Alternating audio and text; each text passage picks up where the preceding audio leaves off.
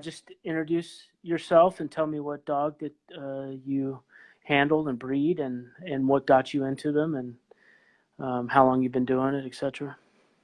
Well, as a teenager, I started off with obedience, and I did that for about 20 years, and got up to the highest level. I was competing in championship. I had an obedience champion. I was competing at Crufts with her.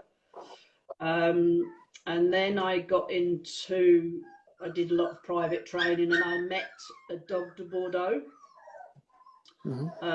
Fell in love with the breed, and I had them for 15 years. Done very well with them, bred some very, very nice dogs. Got champions all over the world, really. Wow. And yeah, they've done very well. I've always health tested my dogs. My obedience champion, she was a border collie. She had a hip score of 7. So I've been health testing my dogs for 40 years. Excuse me. I've had. Sorry, shall I carry on? Yeah, definitely. I've had consistently the best hip scores with the dog de Bordeaux, remembering that's a giant breed. And then, sorry, to get back to the question, and then the issue with the Bordeaux is obviously they are a giant breed, and it's the longevity of the dog, if that's the right word. So over the 15 years, they've broken heart lots of times. So I got interested in the Chongqing dog. The history is fascinating, and I, with in mind, the fact that these dogs are very long-lived, that was very appealing to me because of the heartache that the Bordeaux have put me through over the years. Don't get me wrong, I adore my Bordeaux. I was pushed a few times to giving up, but I had them for 15 years and I adore the dogs. But there's quite a lot of heartache with them, and at the end, when I found the Chongqing dog, it just made me decide to make that move. And the Bordeaux that had best of breed at Crufts 2017, which was quite something. So that gave me the final push to say I'm going to get the Chongqings. So that's how I got into them. And then when you look into the breed, at the time there was what they were calling the original hunting type and the city type. Because I'd had the Molosser breed, the Bordeaux, for so long, I didn't want another Molosser. So the dogs I have bought in directly from China are the hunting variety, which is where the dog basically originates from. Families that had the dogs up in the mountains around Chongqing, as the city got bigger, people, the sons of the families moved into the city for work and to live, and they took their dogs with them. Quite a few years ago, as the city grew bigger, the hunting dog with the drive, they wanted a quieter, calmer dog. So that over the time that the dogs were in the city, you ended up with a different look of dog. It's a stockier dog. It has, they do call it the Chinese bulldog. It has a Molosser type head with that bite. The hunting dogs, there's not many with the scissor bite that we're looking for.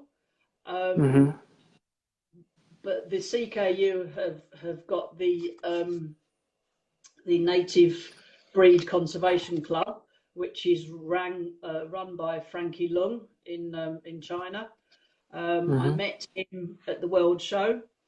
A real nice guy, proper Mhm. dog guy. It was fantastic to meet him. Mhm. And it's him that's pushed to split the breeds, even though the Mhm. breed is, over 2,000 years. It dates back Mhm. to the Han Dynasty, which is the same time as the Roman Empire. Um, the where the exciting part of the involvement with them is that we're on page one, because Mhm. up till this point they haven't been recognised by the CKU, and with Frankie Lung on board, he's pushed them, and they've now agreed, and they've split the two breeds. Wow. Um, Mhm. we, you know, I mean, there's other breeds, say like the Belgian Shepherd. When that first sort of came into popularity, you had the four breeds. They were all shown together. I think they could interbreed, but you had the Mhm. four different types. And it took a long time for the FCI and the English Kennel Club to actually split the breeds. Mhm. Um, and there's other breeds, I can't think of any at the moment, that have Mhm. it's been a long time into the showing and breeding side of things before Mhm. they've been split. So Frankie Lung is the driving force in the native breed conservation club in China with the CKU, that he said right from day one, we're going to split these breeds. And I think he should be really applauded for doing that, because it gives, Mhm. when I first got involved with looking into the breeds, it was two camps, and really we had quite a lot of conflict between the two camps, because obviously when I bought my dogs, picking them as puppies, I went for the look of the hound with the longer nose. Um, Mhm. and people that we know, when they finally arrived after going through all the paperwork, which was a nightmare getting them out of China, I um, bet. when they finally arrived, they were all over a year old, which was tough on them because they were coming to a very Mhm. different environment. Um, and People were the Chongqing people, the ones that like the city type, were saying that doesn't look like a Chongqing, blah blah blah blah. And with Facebook, as Mhm. it all got a bit silly and a bit. It didn't do the breeds any good, because people sit and watch that negativity, and that didn't work. Mhm. So Frankie Lung has stopped all that, and he's done Mhm. the right thing. He's split the Mhm. breeds, and I am actually the only one I am aware of outside of China that is promoting and breeding the Chuandong Hound. So Right. where he split the breed, the Chong, that was a big argument, because the Chinese are very, they like words. They're very into history of words. So there was a big argument as to what they were going to call these dogs. So Frankie Long again, he's sorted it out, and the city type that was known is now called the Chongqing dog, because basically they live in Chongqing City. That's where the Mhm. breed really developed. And that the original hunting type are now called the Chuandong Hound, and Chuandong Mhm. in Chinese apparently means the East Sichuan, which is the area around Chongqing where the hunting dogs are still used for hunting. Mhm. So Mhm. he's done the right thing, um, and obviously with the hunting side of things, the dog, they didn't care what that dog looked like. Over 2,000 years, Mhm. you had poor Chinese farmers that basically lived on rice, and the only protein they got in their diet is what the dogs would hunt and bring into the family. So the dogs, I mean, they're Mhm. still prized by the hunters and the farmers, Mhm. because they were supplying protein into that diet of very poor people. So in that way, the dogs were lived in with the family, Mhm. um, and so they're extremely humanized. I mean, my boy Dynasty, my male, he's like imprinted on me like a parrot would be if you brought it up. Uh, They really do get into you, like I'm the most Mm-hmm. important in his life, Mm-hmm. which is lovely. You know, it's really, Right. really nice. So yeah, so they weren't. They've evolved with the sparse coat. They've got no undercoat, and the coat is sparse along like the back and like along the spine, the tail, and under the belly, Mm-hmm. because the terrain in around Chongqing up in the mountains, it's very, very rough, and Mm-hmm. the dogs developed that short coat so they weren't getting caught in all the undergrowth and that sort of thing. So the Chinese obviously they only bred from dogs that could do the job. So over the 2,000 years, that they've ended up with that dog that looks like what it does, if you see what I mean. So it's a product of their natural selection. One, I'm waffling. Wanted, the dogs that did the job obviously ended up with a shorter. They evolved that shorter coat, so they were bred from. So it was a natural selection. All right, by people, but it's still a natural selection to produce that hunting dog, right?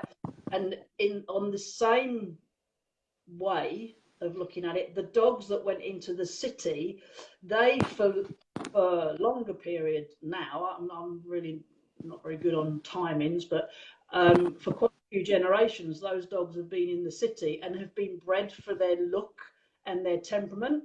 So the Chongqing dog has been bred for some hundreds of years for the look of the dog. People like the wrinkly head and that Molosser type head. I know that because I've come from Dog de Bordeaux. I love that look. People like it. That's the way. So they have been bred for quite a few generations for the look of the dog. Okay, so in some respects they're further down the line than the Chuandong Hound, because the Chuandong Hound has been bred on its working ability. Okay, so you could say, this is the big discussion. Is it a purebred dog? Probably not. The hunters, hundreds of years ago, possibly felt, they wanted a dog. Oh, hang on, that dog does this. We will introduce this. So that's why, because all they wanted was the best hunting dog. 50 years ago, the Chinese army, used the hounds to reduce the wild boar population. So, like boar, that's a serious job, and these dogs did that. So, they have that in them. So that's probably why we've got an issue with the hounds. They are a different look, but it's hard. Even when I went to China, it's hard to find dogs with the correct scissor bite, which is where, going back to Frankie Lung, that's what he's given us that opportunity by splitting the breeds now. I'm assessing these puppies that I've got here for the ones that I think are going to have the scissor bites. So now that's the when I spoke to him at the World Show, he said he wants, within, he's being very reasonable about the dogs that are being registered with the CKU now. He said, but in 3 or 4 or 5 generations, he wants to start seeing that consistent scissor bite. So in that respect, I've got more work to do. The Chongqing dog already has that look, and obviously it's up to the people that's got the Chongqing dog to maintain that look and keep it healthy. That's the main thing. Is that the dogs that I've met personally, friends that have got them, they are beautiful, healthy dogs. But in my eyes, I didn't want another Molosser. It's as simple as that. I didn't want another Molosser. I want that hunting dog. So they've got the 2 standards now. I think there's another one coming out again to where they've been assessing the dogs. The CKU are now taking registration. So even though this is a very old breed, we're actually on page 1. I bought Dynasty females in from the conservation centre with their help to assess the hunting look, and I'm very pleased with the dogs I've got. And the CKU is now, those 4 adults that I've now got are CKU registered. So they're the first generation, which I think is so exciting. It's fantastic. Yeah, absolutely. Once we get 3 generations, then the FCI will then register the dogs. So it's, I don't know if you understand the CKU. The FCI is the European governing. And yeah, they're the echelon, kind of like what the AKC is here. Yeah, that's right. But the FCI covers the whole of Europe. That's what all the shows, the whole of Europe, and obviously that's Ireland as well because they're FCI. So, and Frankie Loggie's saying that in 2021, which amazingly is not very far away, he thinks because we'll have dogs with the 3 generations, CKU registered 3 generations, that the FCI will come on board, and that's only, in effect, over 2 years away. Because I mean, I've got Dynasty, I've got his daughters. When they have puppies, I've got 3 generations, and they'll all be registered. So I mean, that is it. That's the other side of things. I've always liked pedigrees and looking at pedigrees, and with the Bordeaux, I can go back, 8, 9 generations with my Bordeaux, and I love looking at pedigrees and seeing where that trait's come from and that trait and how to use that to improve the breed all the time. So the fact that I'm on page 1 and my dogs are the first generation that registered, mad. It's just so that's my drive, and obviously to keep the breed safe, to keep the hounds safe in respect of getting them into the right hands. They are a scent hound, and they are incredibly good at scenting. Like you can hear their nose muscles actually working when they're scenting. Nose. So I've actually, from my first litter, I've got a dog doing scent work, doing drugs work, doing training for that, taking it on. So I've also placed 4 into pet homes that are doing really, really well. I mean, one guy says he's the son I've never had. Like, so they're going to be safe because they're part of the family and they're going to be loved and they're not going to go anywhere. When you've got a breed of dog that can live potentially up to 20 years of age, the whole point is to place them into those family homes that are not going to want to, breed them to some dog down the road and all this sort of thing. So, I mean, I'd love to get them into agility and obedience and working trials. They'd be fantastic at that. I've got a couple of other people, hopefully with this litter, that might take 2 more on to be drugs dogs. So if I can put them into places where they're going to be used, where their abilities are going to be used, as opposed to, I can breed these dogs and I can sell them for blah, blah, blah, I mean, the last litter I had 6 puppies because I've kept 2. I had the other 4 and I had them up till they were, one went at 8 weeks and the others, I had them up until 7 and 8 months old because I was being so fussy. I could have sold them over and over, but you go on Facebook and you see someone's profile and it's got lots of colours, different coloured designer bulldogs. You think, okay, you're not having one of my puppies. Yeah, right. So, but then they were placed into homes and they've settled with resident dogs. People, this thing around that they're not good with dogs. They are fine. All those 4 puppies that have gone into homes at an older age as well have settled in with resident dogs, which is fantastic. Yeah. It's a fascinating breed. They're more like cats, actually. They keep themselves impeccably clean. If they go outside, I hate the rain, but if they go out and they think their feet are dirty, they will sit and clean their feet like cats do. So they keep themselves perfectly. The licking does get a bit on my nerves sometimes, but Right, right. they do keep themselves impeccably clean in that respect. And they're really, really clean for house training. They just, I mean, I've got these puppies now, thank God they've gone to sleep. I've got 4 in each crate. So they sleep in there, and then when they come out, that pen is clean. They haven't done anything in there. Come out, they get put on pads, and they're really, really clean.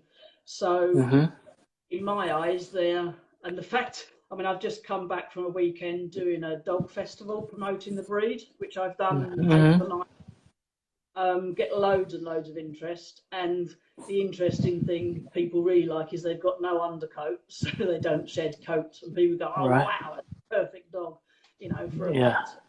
pet. They're clever. You can train them to do lots of silly little tricks. They play like cats. They pack toys about. If a toy went underneath somewhere, they'd put their arm under and they'd get it out and their arm front leg.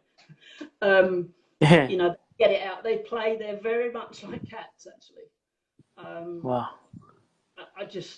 I never thought I'd find a breed that took my passion as much as the Bordeaux's, because they put me through a lot. And I have. These dogs are amazing, and everybody that meets them at these festivals that I do are just, there's a big fest, like there was a Christmas thing, and God knows what on yesterday. It's a big area, and people were coming back. They see you and they see the dogs, and then they go around and they walk around again, and then I go, oh hello, you've come back. Oh, I've got to come back and see these dogs.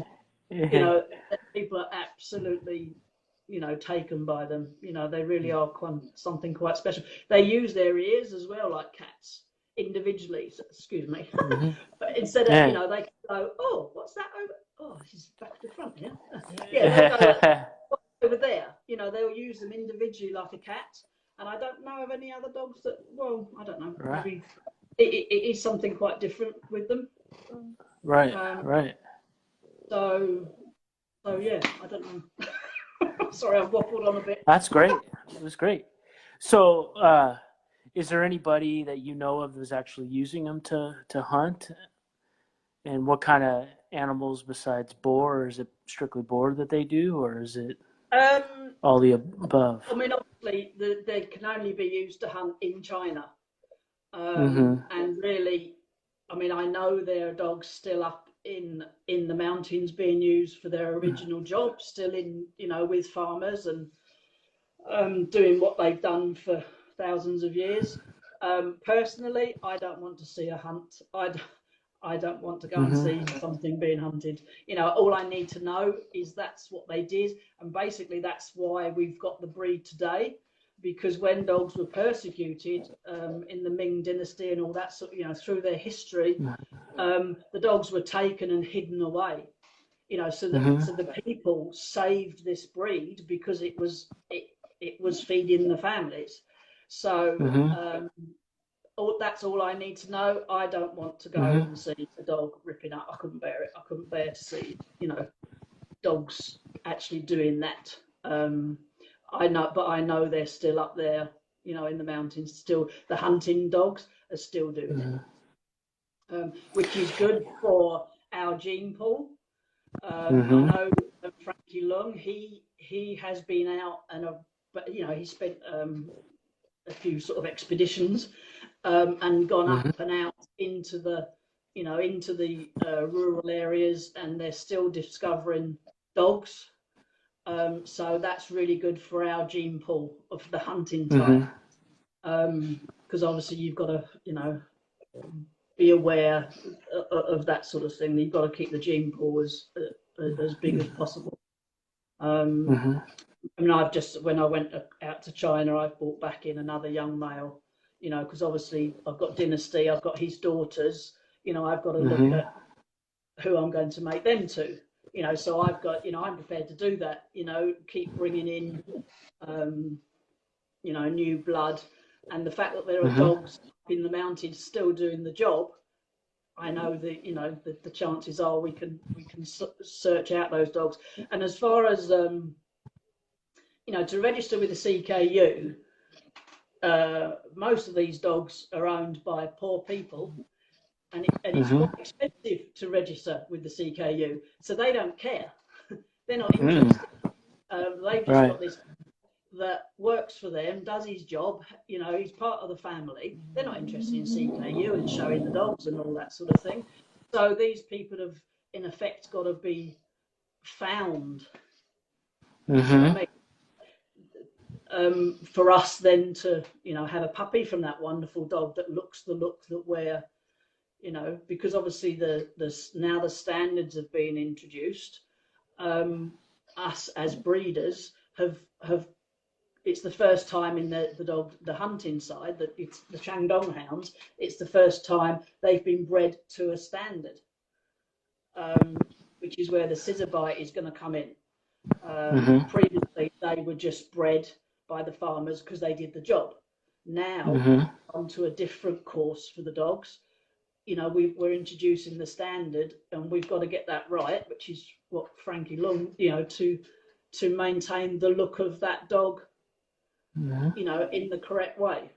Which is why, as I said, right, it's fantastic that he's had the balls. Sorry, I'm on the line. He's had the balls to like take that decision now and it's really he really needs. I want to applaud the Chinese for saving this dog over the years because it did the job, and then secondly, Frankie Lung for really knowing what he's doing to protect the dogs and, you know, make that split. I think it's so important that he's done it now right at the beginning. I don't know, I went off the track a bit there, didn't I? No, it was great. No, you talk as much as you want. It works better. It's quite often talking and then looking at my face. It's horrible. Oh no. Well, I mean, who am I to talk, right? Quite off-putting. No. So you talk about the scissor bite. What other standards does the hound type have, like the size and all of that? What else distinct them? Yeah, the hound is longer on the leg. So, you know, that ratio, I don't know the exact ratio because we're still waiting for apparently there's another standard. So what's happened is the CKU has opened up the registrations. So they had a standard at the beginning of this year. And then they opened up the registration. So everybody had to send bloods. We had to take blood samples, send them to China of each of the dogs, pictures, various pictures with the bites, profile, head, you know, all this. So they're getting that all on record. So now they're going to look at all that information and give an up-to-date standard based on the actual dogs. Obviously, I've said I want mine registered as Chuandong hounds, so they'll keep that, and then they're going to compare the bloods. So they're doing it really, you know, really properly to make that split. Whether there's going to be a different in the bloods, that's an interesting experiment in itself, isn't it? Yeah, absolutely. Yeah, so they're longer on the leg. Obviously, they've got the longer nose. You know, my worry, personally, my opinion is on the Chongqing dog is that nose and that Molosser head going to go too extreme. But that's why I'm sticking to the Chuandong hounds. And, you know, at the moment, the Chongqing dogs that I've personally seen are very healthy, lovely dogs. But, you know, what's going to happen in 5 generations? I don't know. It's up to the breeders and how they interpret that new standard, isn't it? So that's the, you know, the thing of all dog breeds. You know, where's it going to go? Well, that's why I'm sticking to my hounds. So they're longer on the leg. They can be up to, I think it's like 50 centimeters at the shoulder. So the Chongqing dog is a slightly shorter dog. I mean, when I met some other owners of Chongqing dogs at the World Show, my dynasty was, you know, where are you? Sort of that much taller on the shoulder Right. already. Right. So there, when you have the two dogs together, you can see the difference. Apart from that, really, yeah, I mean, the Chongqing dog is shorter and slightly, you know, broader. When you get the dogs together, that's the only really time you can compare them. So yeah, that's the. So weight wise, they're about the same. Yeah, I think so. I mean, Yeah. he's about 23. He's put a bit of weight on actually, but he's about 23 to 25 kilos. He's a bit of a fat boy at the moment. And my bitch is around 15 to 20. So of course, my bitches and Dynasty, they didn't. I picked them as babies, like 12 weeks through videos and pictures and all that. But they didn't get here until they were over a year old. So they'd spent their whole life being reared basically on rice with a little, you know, as the Chinese live, basically a rice mulch, and very little protein. Now the litters, first litter that I bred, that will be a year at the end of December. The mother of that, Kai-Shi, she weighs 15 kilos. The two bitches that I've kept, Fen in particular, the one that Frankie Lung said was the better of, you know, the type, which was lovely to hear. She weighs, well, the last time I weighed her, she weighs 22 kilos, and that was like when she was 9 months. But of course, that's the different, you know, it's like an experiment in itself. You know, the four adults were reared as they're reared in China. They were mine were reared with the best. You know, they were on, well, can I say Royal Canin? Yeah, they were on Royal Canin. Yeah. You know, they've had the diet, so genetics makes them grow, but the diet obviously must affect them. You know, because Fen is a bigger, stronger bitch than her mother because she's been reared the Western way that we rear dogs. So that's going to be a change. I think people are going to notice the change, particularly me that got my adults actually from China. You know, and they've been reared on that diet. So, so can you tell the difference, like with maybe a prey drive with the Hound versus the Chongqing? I don't know because I haven't really. You'd have to ask the Chongqing people with that. Yeah. Especially this young pup that I've brought in. He's very driven. He's the one that's the picture of the top of my profile page. You know, he's, you know, I love that picture because he looks like he could really, you know, just work, and he's really quite strong. Whereas Dynasty does. I mean, if a bird flies over, you know, he thinks, oh, I can fly. But now he's so into me, it's never going to overrun nature. Is it nurture over nature or something, isn't it? Right. Yeah. Right. Yeah. Yeah. He's so into me, I've only got to go, oi, and he'll go, oh, I'm sorry, Mummy. You know, and so that's what I'm saying about them. Yes, they've got a prey. I mean, I'm sure if a cat ran in front of him, he'd want to chase it. I'm sure he would, but then most dogs would. So,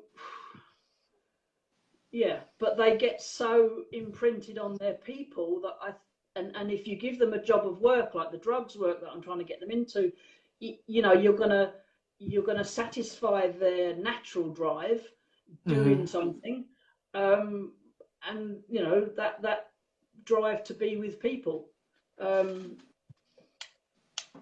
So it just looked a bit dark. Oh, yeah, so there is a prey drive. I don't know, it's difficult.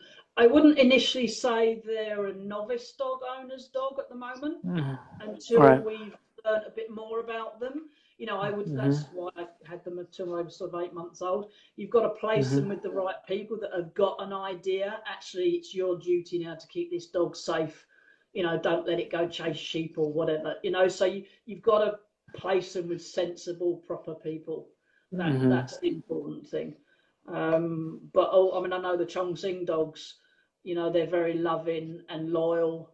And mine, if I'm out and about, like when I was at the World Show, if I said, just hold the dogs there for a minute while I go to the toilet or whatever, they're just like, whoa, where is she? And they're looking in amongst it. Yeah. They're so like, oh my God, she's lovely. So which I love. It's a lovely thing to have. The dog is, but that needs to be handled. If they went into a home where someone was with them all the time, they'd have to put in periods during the day where they're separate. Otherwise, you're going to end up with a dog that's so into someone they get separation anxiety. Yeah. So you have to put them in places with people that you can say, look, put this in place that you don't cause these problems. The best way I've always learned, the best way to train a dog is for it not to make any mistakes. So in the beginning, you're conditioning the dog, for a couple of hours a day, you're just over there, you're having a rest, you're not actually with me. And if you do that as part of their growing up, you're conditioning the dog to behave in that way, and you're not building in something that could be a separation anxiety, because I could see that being an issue with them. Right. So the other thing is the health testing. Even though supposedly these dogs can live, they're healthy, they've been naturally selected, so the healthiest ones have been bred from, and they are long lived, up to 20 years of age. There are dogs at the conservation centre that are 16 and still want to go and hunt. That's amazing. But even though I'm not taking that for granted, my 4 adults, I say I've been health testing for 40 years. My 4 adults have been hip, elbow, patella tested, scored, heart and eye tested. And, that's just what I will do. And that's what so I'm building up my own records of the way we assess a dog's health in the West, which is by tests.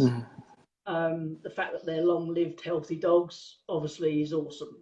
But I want to be able to assess, I want to get the hip score I get now and the elbow scores that I get now, and I want to see those getting better and getting as best as I can possibly get them. But that's just me. I'm a bit obsessive about things like that. Right. Well, it's good to be. If you're going to be doing this, might as well do it the right way. Yeah, that's what I always try to do. So, like, where I live currently, I'm originally from the Northwest, so I'm originally from Portland, Oregon, so the weather is a lot like the United Kingdom. But where I live now is the Midwest, and it's very hot in the summer, hot and humid.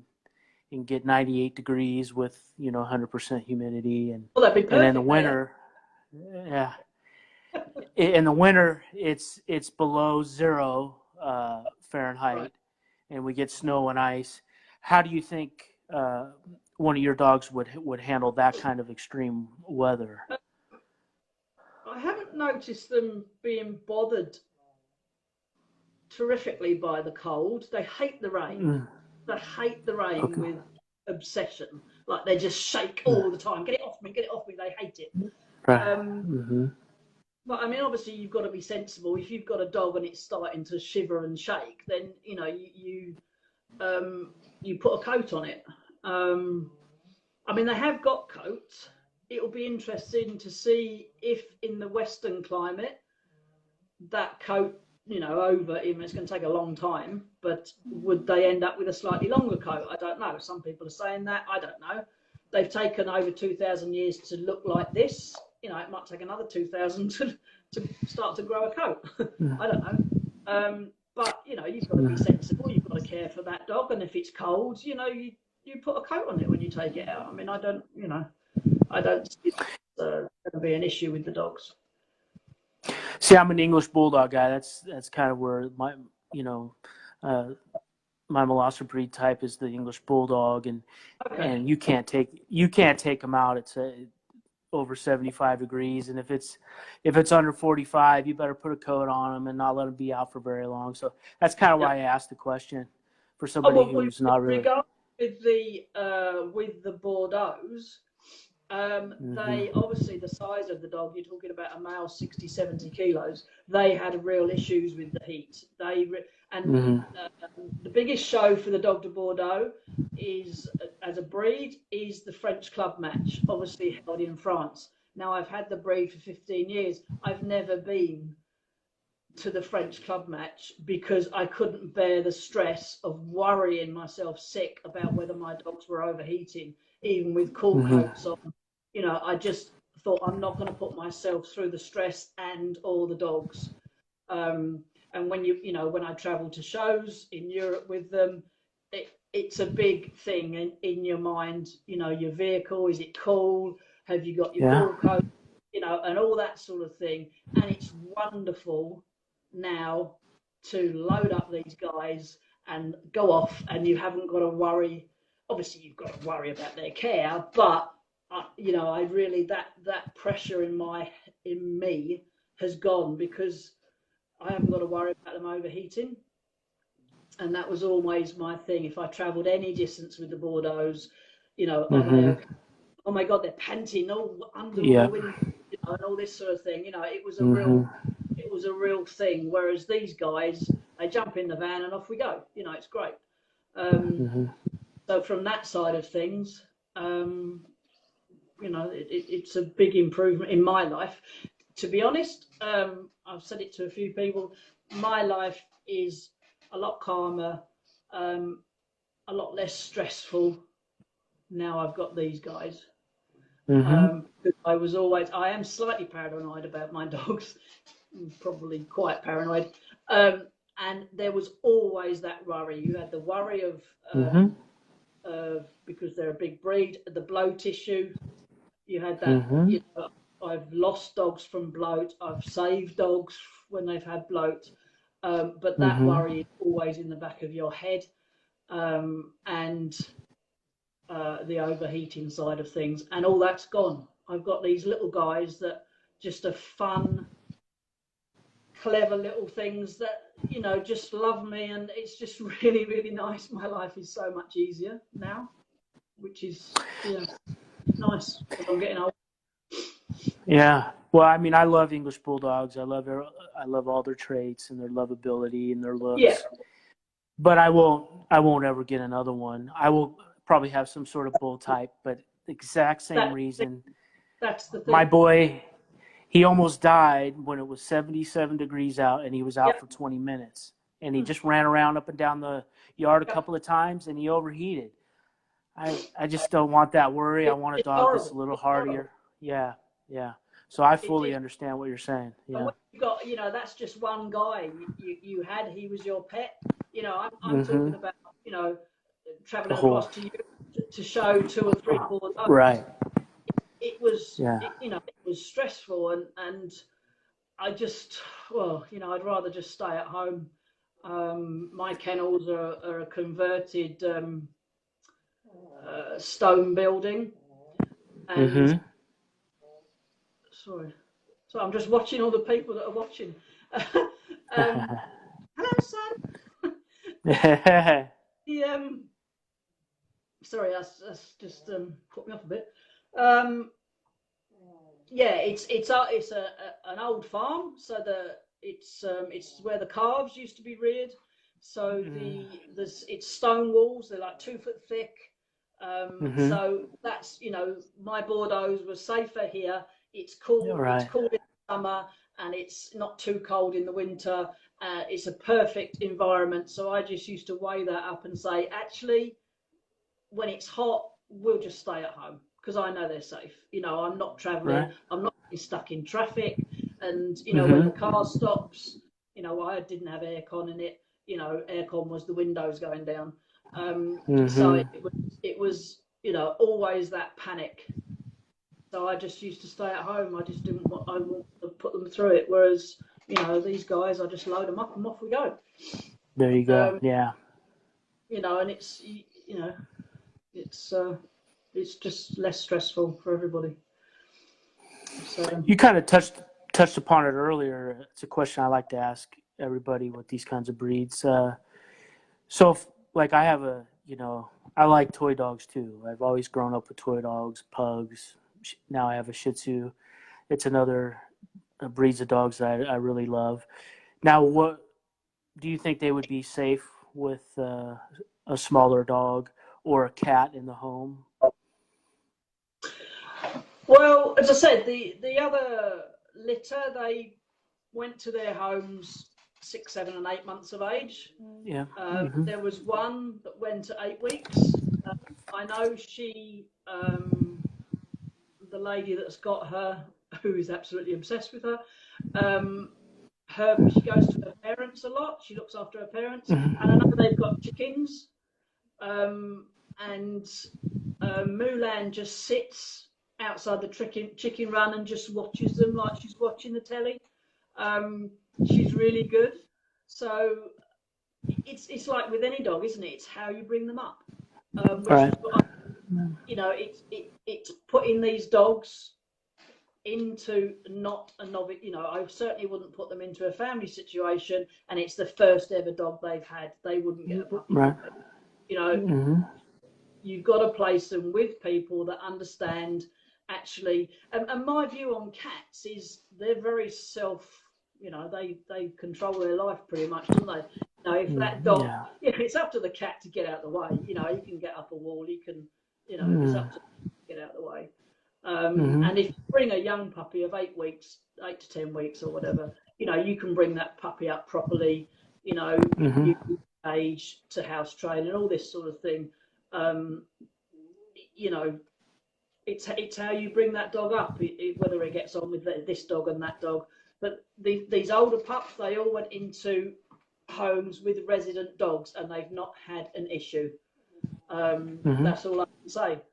I'm on my second litter, so we'll see where these go, and it's building up how to be. I mean, they're teaching me stuff all the time, these dogs. It really is a learning curve having them. I've gone from a Molosser down to these, and it's different but enjoyable. I'm really so, but it's definitely different, and it is a learning curve, especially with the bitches and the puppies.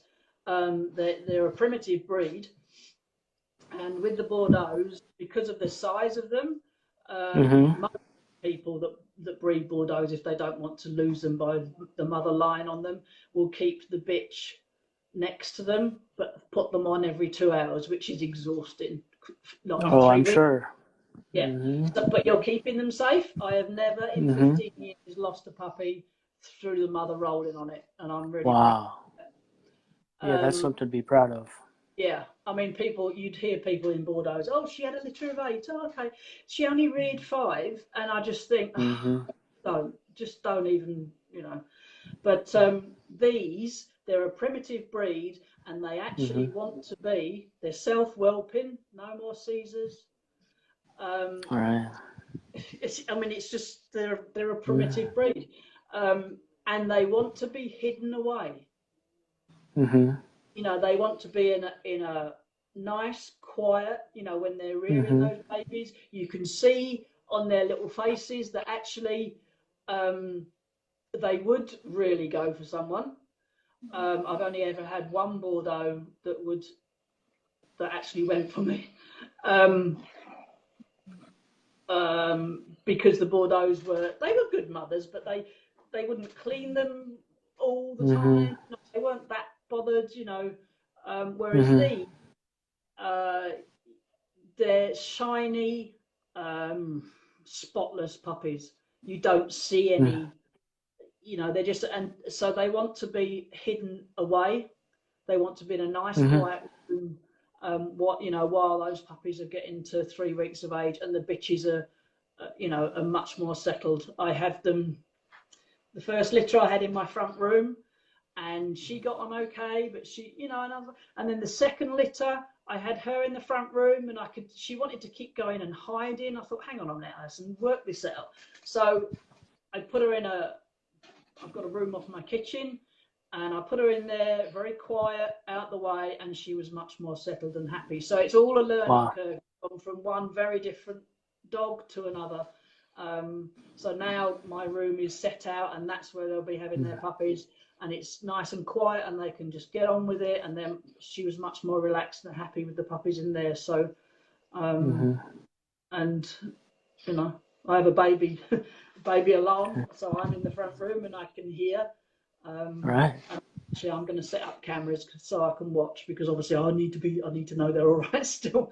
Right. Yeah. I will be setting up cameras in that room, but it's all about keeping the bitches happy, and and you know, they want to be away, hidden away a little bit, because that's what they would have done naturally, isn't it?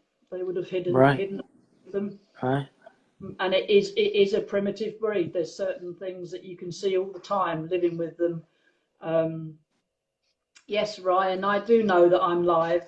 Sorry, my son's just asked. Do you know that this is live and not a private conversation? Thank you, son. So that's what they are very different. So another question I asked everybody is because I'm interested in it, and it just, you know, what is your morning and evening routine like with the dogs? What do you do, and how do you handle them, and do you work with them and do any kind of training, etc.? It depends on the obviously the dogs that I'm going to show. You know, I do work with them. I make sure, you know, they're obviously all my dogs are lead trained, even though, like, the three bitches that came from the conservation centre, they really don't want any other people in their life apart from me. They're perfectly happy and fine at home. They do the dog show, the festivals with me, but they really don't want to get involved with those other people, like mummy. Right. So, you know, when I have the dogs out, I've got a puppy dreaming. When I, you know, do the dog festivals, I use Dynasty and I use the young bitches that I've reared. You know, those three original ones that came from the conservation centre. They really don't want to go near those other people. So, but all my dogs, even though I don't walk my dogs, I know that sounds terrible, but I've got paddocks here. They all go out in the paddocks as long as the weather will allow. I live in Wales, so sometimes it's raining. So, and they really hate the rain. But, you know, my house has got 2 foot thick walls, but Kaishi in particular, if she's out in the paddock, I can hear her saying, "Come and get me in!" Like it's raining, come and get me in. So they really don't like it. So I mean, and certainly with the puppies, you know, I spend a lot of time with them. The adults are fed sort of early evening. You know, I like them. They're outside. You know, obviously I go and interact with them and go and play with them in the paddocks and that. You know, if I'm doing a bit more, they will come in the house. And then, you know, at the moment I've got 8 little monsters in the kitchen. First thing you have to do in the morning is sort them out to control their ducks. That's pretty much it. Well, I'd like to thank you for doing this. I appreciate it. I got a lot of information, and I hope people that are associated with you enjoy it. Would you like to see a puppy? Yes, absolutely. Absolutely, yeah. You guys? Yeah. Wake up. Oh, God. Oh, look at that. Oh, my. Oh, that's so cute. Oh, and they're 6 weeks? 6 weeks today. Wow. Oh, look at that. The 2 boys. They're 2 boys? Oh, wow. They're beautiful. You can see look at them. On the black, maybe better. Uh-huh. You can see the sparse coat on the back. Uh-huh. Right. And Excellent. on the Yeah. little fat top of the tail, Right. puppy Wow. bum. You see that coat, and you get all this Yeah. chat on they look mangy. You should take it to the vet on Right. Facebook. Like, it's very difficult, and I just say, have you It's actually met one of these dogs? You know, right. Yeah. they've got perfectly healthy skin. In the summer, Yeah. all I do is use a bit of baby oil on the skin I rub that in just to keep that skin supple, so they don't see Uh that's the huh. other, Wow. so That's so. Yeah. they don't dry out in the heat. Come here, babes. Right. Hi. Oh, look at that. Say hi. They're beautiful. Oh. I don't know if you can see the length of nose there. Yeah. Yeah. Definitely. Yeah, Definitely could that's tell. Yeah. Yeah. yeah. So Definitely. at these, this boy in particular, I've just put this one down. This lad in the particular, can I just show you? Where's he gone? There he is. At the moment, they've got their little teeth. Sorry, darling. Hang on. Yeah. Yeah. Can you still? Yeah, they're scissor. You can see the scissor bite. Yeah. Uh huh. It's the black marks on the tongue. Uh huh. Uh huh.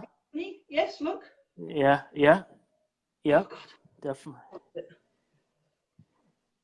open your mouth, sweetheart. I know. It's a shame. See the black? Yeah, I did. Yeah. Yeah, black marks on the tongue. Yeah. Mm-hmm. So when they're first born, the tongues are pink. Uh-huh. And then the black comes, the first litter, I was like, oh my God, these have all got pink tongues. Uh-huh. Because they're meant to have a coloured tongue. Right. Right. But as they grow, by the time, these are 6 weeks, and they're getting darker and darker and darker. It's the underneath of the tongue gets darker first, and the gums, and then it comes onto the tongue. So say it's all a learning curve. It's very different. Aren't you? Oh, look at that. Look at him. Are you going to keep him? I think, yeah, because at the moment he's got the best scissor bite. Mm-hmm. So, but because their head changes as they grow, it doesn't mean they have a scissor bite. But that's why I'm picking them, because I've got to work to. Frankie Lung's told me I've got to work to get that scissor bite in sort of 2 or 3 generations. So it's all puppy selection, isn't it? That's how. Yeah. That's the difference between good breeders and bad breeders. You don't just keep the biggest puppy. That's where a lot of those people go wrong. No, actually, you don't just keep the biggest one. Looking for specific things with them, and obviously the scissor bite for me is, something I'm going to be pushing to get as soon as I can. So if I could get this young man, he would be a real, a real achievement if, when he's 6 months, teeth is through, that he's still got that scissor bite. Right. So, cross, darling. Oh, he's beautiful. Look at him. Hi. Yeah.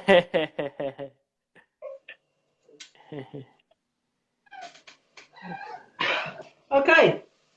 Well, that was awesome. I really appreciate it. And if you have any last words, you can say it. Otherwise, I'd definitely like to be able to have you on again. Whenever you have something to say, just let me know. They're awesome dogs, and I'm really pleased I'm involved with them right literally on the first page, even though it's an ancient breed. We are on page 1, and the next 5 years is going to be, in my eyes, really exciting for the breeds, for both. And, it's getting the right people involved with them to give them an exciting future, like they've had a wonderful past, and we're so lucky we've still got them, and we've got to thank the Chinese for protecting them. Frankie Lung again, for, in my eyes, doing the right things with the CKU. And I'm excited. So awesome. All good. Well, I really appreciate Allison, and Okay. I will be in touch with you, and I'll give you the final product, and I'll give Okay. you a link so you can have it for yourself. And Yeah. like to be able to do it again sometime. Whenever you have something to say, just let me Yeah, when know. these guys are a little bit bigger. Oh, There we go. That would work. yeah. That's great. Yeah. Perfect. Okay then. Lovely. Thank Thank you, you. Allison. Okay. Bye bye. Bye.